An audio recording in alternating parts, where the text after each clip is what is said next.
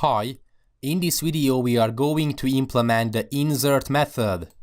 So in this insert method we just have to set the root to be equal to the insert, and we have to specify the root and the data we would like to insert.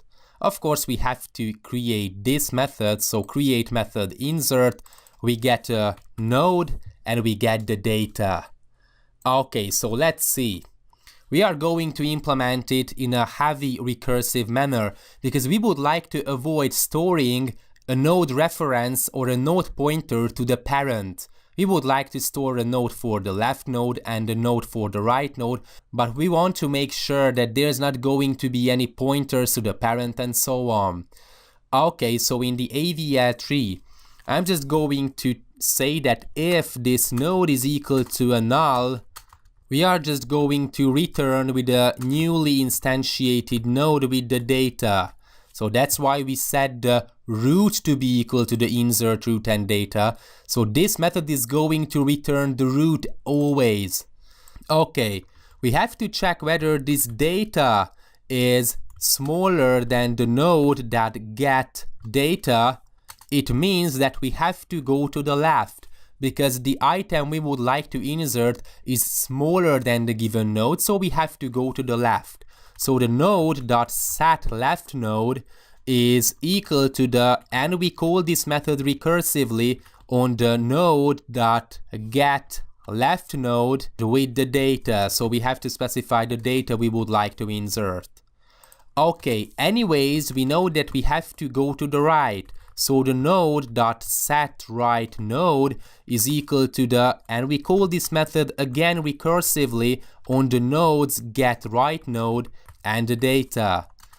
Okay, so what does it mean?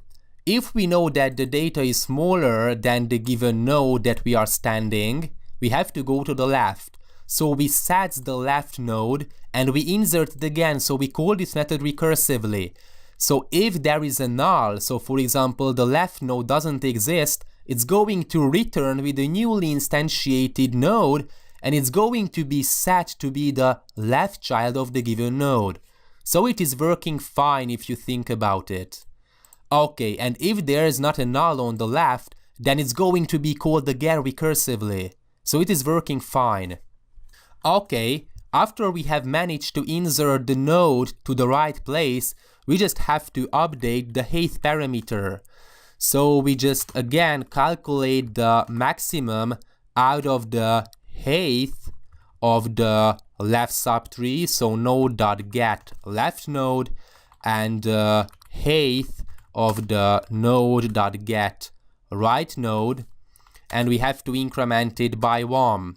So what does it mean? This is what we have been discussing in the theoretical section, that basically the height parameter for a node is going to be equal to the maximum out of the height parameter of the left subtree and the height parameter of the right subtree. So we calculate the height for the right subtree and the left subtree, we decide that what's the maximum out of these two numbers, and we increment it by 1. This is how we calculate it by definition. Okay.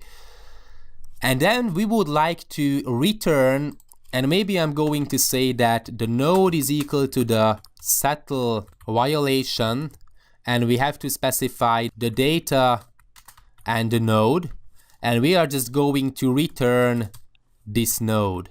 Okay, so this is where we check whether the height parameters are okay, so whether we have to create some rotations or not. Okay. We just have to get the balance. So we have this node and we are going to get the balance on this node. This get balance is going to calculate the difference between the height of the left subtree and height of the right subtree. If it's a balanced tree, then the difference is not going to be more than 1. If the left subtree is bigger than the right subtree, it's going to be greater than 1. Why? Because we get the height of the left subtree. If there are more items, so it is a left heavy tree, then the height parameter is going to be greater. For example, we get the height parameter 3 for the left subtree. Then we get the height parameter for the right subtree, for example 1, then the difference is going to be 2.